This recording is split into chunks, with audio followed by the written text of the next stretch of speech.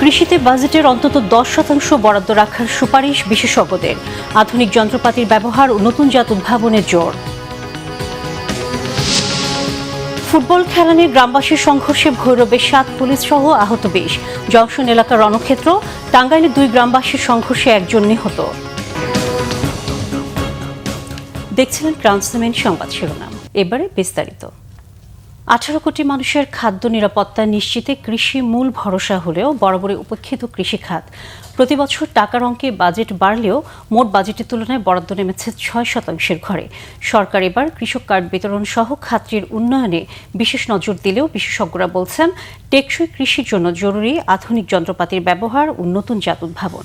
কৃষি গবেষণাতেও দিতে হবে বাড়তি বিনিয়োগ।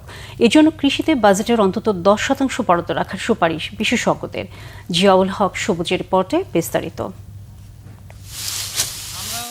দেশের খাদ্য নিরাপত্তা নিশ্চিতের পাশাপাশি গ্রামীণ অর্থনীতিকে চাঙ্গা রাখতে কৃষির ভূমিকা অপরিসীম। কিন্তু প্রবৃদ্ধিতে 11% ভূমিকা রাখা এই খাতটি বরাবরই বাজেটে থেকেছে অবহেলিত।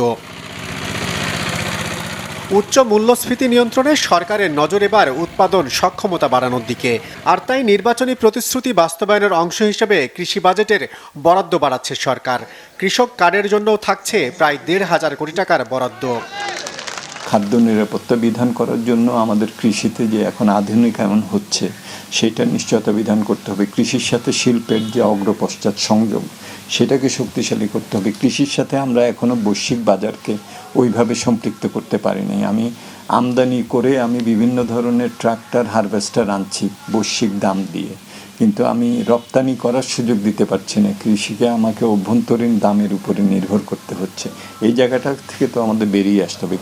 বিশ্লেষকরা বলছেন কৃষিতে বিনিয়োগ বা ভর্তুকি বাড়ালেই শুধু হবে না, জোর দিতে হবে কৃত্রিম বুদ্ধিমত্তা ভিত্তিক প্রযুক্তি ব্যবহারের উপর।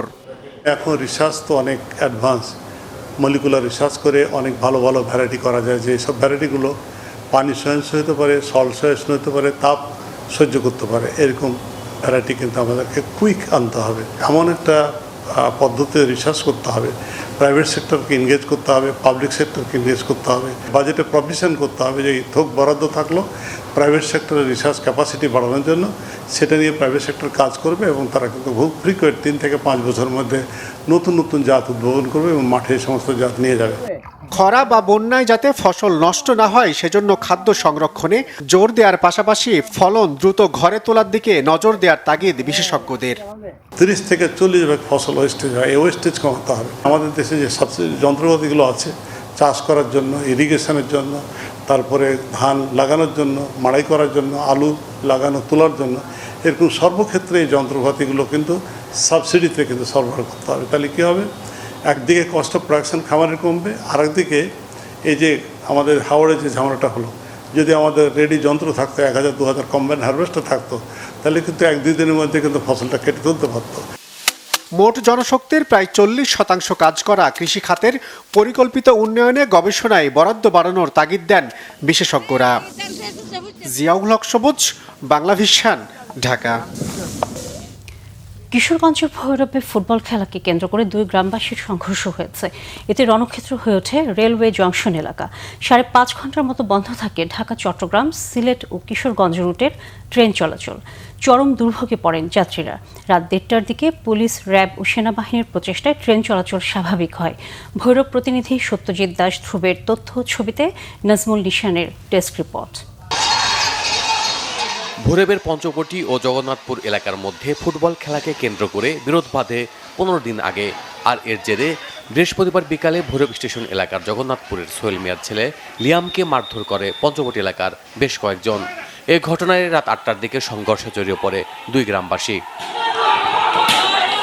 এই ঘটনায় রেলওয়ে স্টেশন সহ আশপাশের এলাকায় পরিণত হয় রণক্ষেত্রে। আহত হন পুলিশ আর এনবি সদস্য সহ অন্তত 20 জন। নিরাপত্তার স্বার্থে রেলওয়ে কর্তৃপক্ষ রাত 9টার দিকে ট্রেন চলাচল বন্ধ করে দেয়। এতে চরম দুর্ভোগে পড়েন যাত্রীরা। পুলিশ, র্যাব ও সেনাবাহিনীর প্রচেষ্টায় প্রায় 5 ঘন্টা পর রাত 1:30টার দিকে ট্রেন চলাচল আবারও স্বাভাবিক হয়। এই একদিকে ঢিলতে সে আরেকদিকে ঢিলতে, এইভাবেই চলছে। এর মধ্যে প্রশাসন তো সব আসছে, র্যাব আসলো, সেনাবাহিনী আসলো। আর আমরা এখানে অনেক ভোগান্তি ভুগছি। আমার সাথে 2টা বাচ্চা আছে, 2টা মহিলা আছে এবং আমি আছি। আমি চাই দ্রুত এটার সমাধান হোক। এই যে স্টেশনের যে ব্যবস্থাপনা, স্টেশনের ব্যবস্থাপনার ব্যাপারেও আমার যথেষ্ট প্রশ্ন আছে। মাত্র 9:15 থেকে আমরা ট্রেন চলাচল বন্ধ করছি, আসতে দেয় নাই, এবং রাত্র 1:30 থেকে উক্ত ট্রেনগুলো চলাচলের অনুমতি। সেনাবাহিনীর বাহিনী আমাদের এখানে আসার পর স্টেশনে সমন্বিত যে নিরাপত্তা কর্মী আছে, আইন শৃঙ্খলা বাহিনী আছে, সবাই মিলে একটা সিদ্ধান্ত হয়েছে না এখন ট্রেন চালানোর জন্য উপযোগী। তখন প্রথম ট্রেন আমরা রাত্র 1:30 ট্রেন চলাচল শুরু করলাম। সংঘর্ষে জড়িতদের আইনের আওতায় আনার কথা জানিয়েছেন ভৈরব থানার ওসি আতাউর রহমান আকন্দ। আপাতত ট্রেন চলাচল স্বাভাবিক আছে, আমরা যাতে নির্বিঘ্নে ট্রেন চলাচল করতে পারে এর জন্য আমাদের পর্যাপ্ত নিরাপত্তা ব্যবস্থা 2 পাশে মোতায়েন করা হয়েছে।